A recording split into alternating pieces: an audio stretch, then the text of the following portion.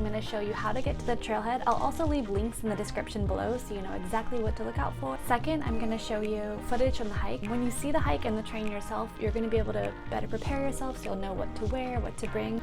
And lastly, I'm going to give you some tips, things I wish I would have known or thought of before I did the hike myself. If you like this video, definitely give it a thumbs up. It helps other people find the video. So first off, how do you get to the trailhead? I'll put links in the description box below so you can know which trail on the All Trails app to follow. I was really lucky that I had a friend who's done the hike before, but it's always good to have the All Trails app in general. If you do this hike, I would definitely recommend downloading the Pro edition, and the reason for that is if you veer off the trail or you're going the wrong way, the app will actually beep and ping you so that way you know you're going the wrong way. I'd also recommend to have an extra battery pack for your phone. If you keep the All Trails app running, plus you're taking video, taking photos, things like that, your phone could die. An extra battery pack is a definite must-have. It is about 7:15 and everybody is on their way. I've got my backpack here.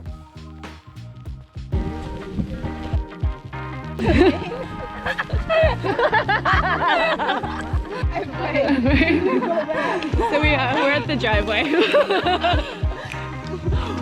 Sweating, doing the thing.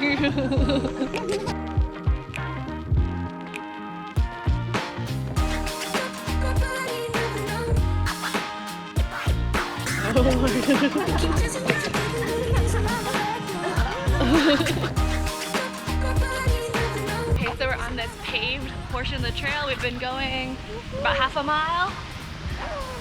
Here we go. The boys are up front.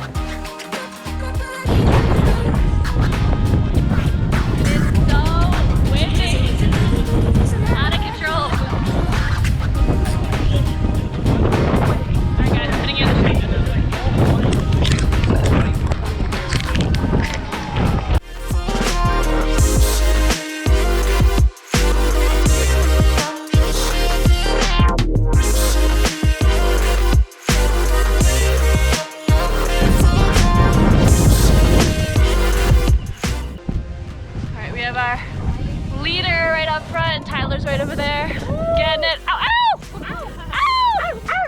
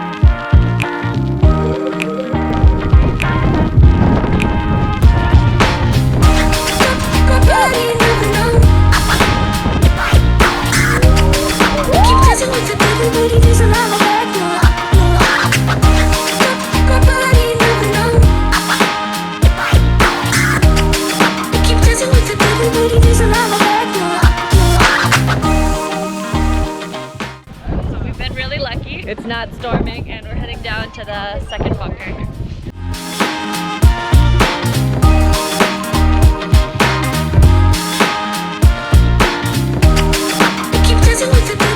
So we're at the second bunker and we got Betsy and she brought us a cake!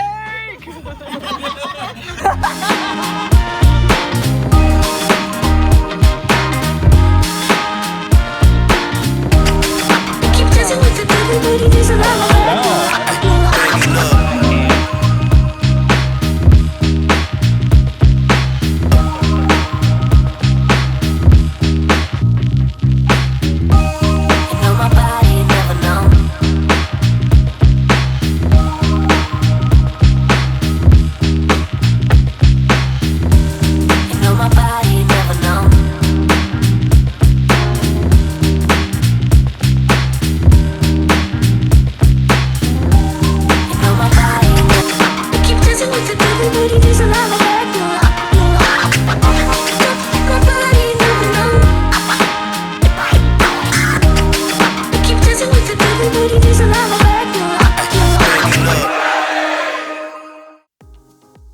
And as for a couple tips, first off, I would definitely recommend downloading the All Trails app, and I would highly recommend getting the Pro Edition.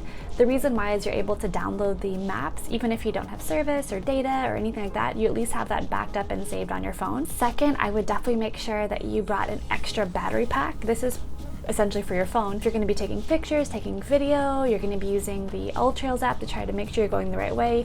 You definitely don't want to run out of battery. Another really good tip is to make sure you know which season you're in. In Hawaii, we have two main seasons, the wet season and the dry season. So the wet season is going to be more of our winter months. The dry season is now for us. So the dry season is going to be April until about October. And then our wet season is going to be November up until about March. I did this hike in June last month. It was a nice dry day, didn't rain on us at all. However, bear in mind that as you go up along the ridgeline, the weather does change. We started our hike from Kamananui Valley Trail at about 8 o'clock in the morning, and by the time we got close to the summit, we were chatting with other people who had started the hike a little bit before us. One girl in particular, she had asked us if it was dumping rain on the way back, and we told her this is actually, at the summit, the first little bits of rain that we had gotten. She mentioned she started the hike at 6 a.m. and she'd actually been in the rain for a good hour.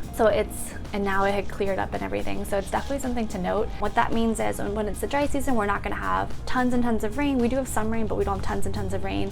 One thing that I noticed when I was looking at a couple different YouTube videos to kind of get ideas on how the hike was gonna go, there's a section of the hike where you're crossing over the stream about 20 times. The Maunalua stream, I think is what it's called. A lot of the videos that I saw, the stream was completely full. So I myself brought some water shoes. I just packed them in my bag because I didn't want to hike through that stream with my running shoes at the beginning of the hike and then have to hike in wet shoes for my entire hike. That just seemed like a terrible idea. But I actually didn't need them. The stream was completely dried up. I didn't need them at all. And then when I went back to look at the videos that I had checked out before, I realized that those videos were typically posted in November, December, January, so in our wet season. Either way, I would definitely recommend to bring an extra pair of shoes. Water shoes aren't the most stylish, but they do pack really light. I have a black pair that I just tuck in my bag just in case like my shoes break, I have a bad blister, any sort of issues or problems, I like to have an extra pair of shoes. And again, they pack really well. These are some of the things that I'm going to be bringing, and I'll put a link in the description below for a full list. I've of course got a hat, I've got a extra charger block. I put that in a Ziploc. This is sealed very well. This is in case my phone dies. I'll be using my phone with the All Trails app with the recorder feature, and that can be very draining. I just finished charging this. I've got the iPhone cord also in a Ziploc just in case. I've got this hip pack or fanny pack, if you will, and this is what I typically put my phone in just to have it on the side so I don't have to dig through my backpack. I always bring these as well. These are cleaning wipes. So I use these to clean the lens of my GoPro. I'll usually bring a couple of these on a hike. This is really good, especially after it rains for a little bit. I usually pop in some sunglasses. I've got my GoPro here. I also bring a spare GoPro battery, which I'll put in this Ziploc just to keep it nice and dry. Other stuff that I've brought, I've got a carabiner here, and this is what I'll clip my GoPro piece right here onto my backpack, just so that way it's hands-free whenever I need to be. I'll bring a waterproof watch. Since we're starting pretty early in the morning, I also brought this headlamp. There is a red feature for the red lights. That way it doesn't ruin night vision, but if it's pretty bright, then we won't need this, but not a bad idea to bring with me. I also brought some sunscreen as well, this 3-liter sunscreen. I've got a couple of these. I've got a hair tie, a sweatband, some lip balm. I also brought, of course, extra toilet paper or paper towels too. I've noticed whenever I go on these high elevation hikes, I usually get a runny nose, so I always bring some of that. And then of course, toilet paper just in case you need it. For the ladies, tampons for sure, just in case, you never know. Since this is a bit more of a challenging hike, I asked around on some other really good things to bring, and some friends suggested that I bring gloves. These are my sailing gloves that I use, and the brand is True Sailors. They're fingerless gloves, so I'm packing these with me. I also am packing these spikes, so I'll show you what these look like here in a second as well. So for food, snacks, water, that kind of thing, this is what I brought. I've got 3 things of beef jerky here for protein. I've got some apricots, as well as some applesauce for sugar, for a nice boost of energy. I've also brought some trail mix here.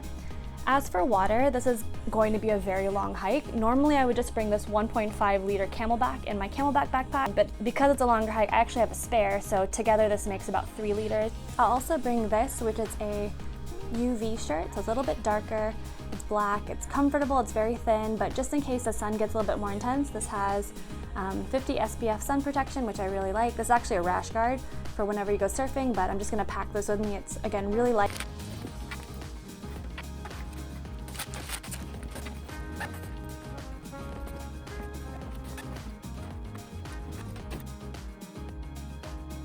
My really good friend Carla always wore hiking spikes whenever we went hiking, and I thought they were super cool, so I looked on Amazon and I found these. These are about $17 for a set, and this is what it looks like. As you can see, they're just like a little grip, and here, I'll put this a bit closer. They've got these little hiking spike grips, which I thought were a complete game changer. If you're doing this hike in hiking shoes, that's fantastic. If you're doing the hike like I did in regular tennis shoes, I did have some grip on my Nikes. However, these were a complete game changer. I'll put links in the description below if you want to get something like this. They come in 3 main sizes, small, medium, large. I wear a size 9 women's shoe, so I bought a medium, and these fit my shoes perfect. I got them in black. They also come in a few other colors. They came in this little case like this, so a little drawstring case. I had the spikes on for pretty much the entire duration of the hike until we got to the stairway itself. If you like this video, definitely give it a thumbs up. It helps this video be found for more people. I absolutely love hiking now. One thing that I would definitely recommend for any hike, preparation is everything. So for me, before I go on a hike, I like to look at YouTube, try to see different tutorials or how-tos or footage of the hike just to kind of get my bearings. And for me, that takes away a lot of the anxiety of the hike, not knowing what you're going to expect. Some people like that. I don't. I prefer to kind of see what I'm getting myself into so I know what I should bring, what I should pack. So I hope this video helped you guys. If you want to see more Hawaii hiking videos, I'll leave a link in the description below, and I'll also leave some of the end cards here as well.